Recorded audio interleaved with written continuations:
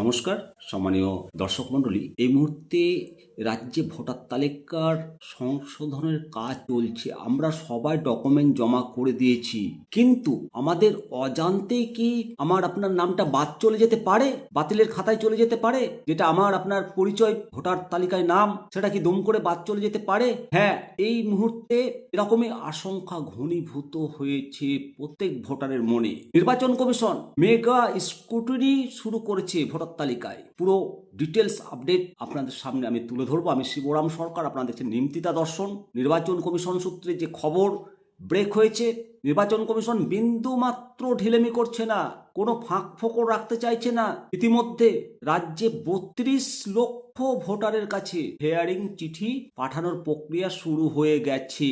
27 December থেকে mega hearing প্রক্রিয়া শুরু হচ্ছে। 17 ডিসেম্বর থেকে নোটিশ পাঠানোর কথা ছিল, কিন্তু প্রশাসনিক কারণে শনিবার থেকে পুরো দমে নোটিশ পাঠানোর প্রক্রিয়া শুরু হয়ে গেছে। সিইও দপ্তর সূত্রে যে খবর, এই ভেরিফিকেশন প্রক্রিয়া অত্যন্ত কঠোরভাবে পালন করা হবে, যাতে করে ভুয়ো ভোটার তালিকায় একটা ভুয়ো ভোটার যাতে না থাকে এবং একটা প্রকৃত নাগরিকের নাম যাতে বাদ না যায়। নির্বাচন কমিশন এবার ভোটার তালিকার স্বচ্ছতা বজায় রাখতে নজিরবিহীন পদক্ষেপ শুরু করেছে। শুনানি প্রক্রিয়ায় নজরদারি চালাবেন মাইক্রো অবজারভার। 3,500 মাইক্রো অবজারভার নিয়োগ করা হয়েছে। এই মাইক্রো অবজারভার প্রত্যেকেই কেন্দ্রের উচ্চ পদস্থ আধিকারিক। রেল, ব্যাংক, কোল ইন্ডিয়া, ইভিসির মতো সংস্থা থেকে এই সমস্ত আধিকারিকদের নেওয়া হয়েছে। 24 ডিসেম্বর নজরুল মঞ্চে এই মাইক্রো অবজারভারদের বিশেষ ট্রেনিং দেওয়া হচ্ছে। প্রত্যেকটা বিধানসভা কেন্দ্র থেকে 11 জন এই মাইক্রো অবজারভার থাকবেন। তাদের কাজ কি? তাদের কাজ ইআরও এবং এইআরও এদের কাজের ওপর তীক্ষ্ণ নজর রাখা এবং প্রতিদিনের শুনানির রিপোর্ট তৈরি করা। এখন আপনার মনে প্রশ্ন জাগতেই পারে যে আমার নাম তো তালিকাতে রয়েছে, তা সত্ত্বেও আবার শুনানির জন্য ডাকা কেন হচ্ছে। কমিশনের যেটা তথ্য, 3টে কারণ নোটিশ পাঠানোর।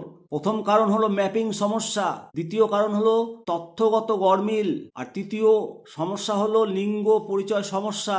ম্যাপিং সমস্যা বলতে 2002 সালের পুরানো ভোটার তালিকায় তথ্যের সঙ্গে বর্তমান 2025-এর তথ্যের মিল বা ম্যাপিং না পাওয়া গেলে আপনাকে হেয়ারিং নোটিশ পাঠানো হচ্ছে, তলব করা হচ্ছে।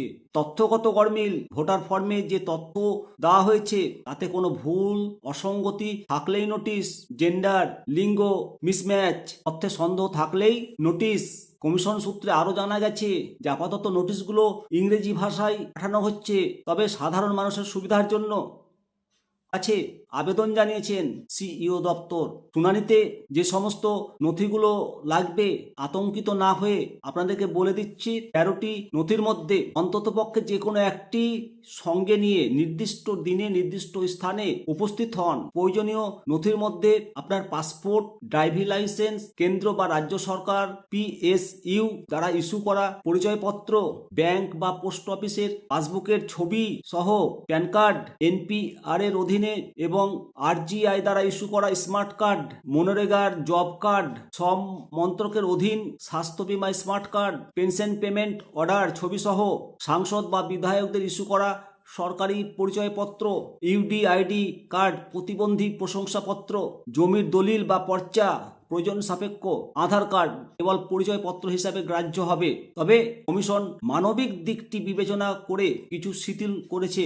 যদি কোনো ভোটার নির্দিষ্ট দিনে শুনানিতে উপস্থিত না হতে পারেন এবং তার উপযুক্ত কারণ দর্শাতে পারেন, তবে আপনাকে গ্রেস পিরিয়ড বা অতিরিক্ত সময় দেওয়া হবে। অপরদিকে 85 বছরের বেশি প্রবীণ নাগরিকদের ক্ষেত্রে কমিশন বাড়িতে গিয়ে শুনানি বা ভেরিফিকেশন করার ব্যবস্থা রেখেছে, যাতে তাদের শারীরিক কোনো কষ্ট না হয়। ভোটার তালিকা নির্ভুল করতে কমিশনের এই তৎপরতা সত্যি প্রশংসনীয়। সুতরাং নোটিশ পেলে অবহেলা করবেন না। নির্দিষ্ট নথি সহ দপ্তরে যোগাযোগ করাটাই আপনার বুদ্ধিমানের কাজ। অবশ্যই আপনাদের যদি কোনো জানার দরকার থাকে কমেন্ট সেকশনে কমেন্ট করবেন। ভালো থাকবেন এবং বন্ধুদের, আত্মীয়দের কাছে ভিডিওটি শেয়ার করবেন। ভালো থাকবেন। জয় হিন্দ, জয় ভারত।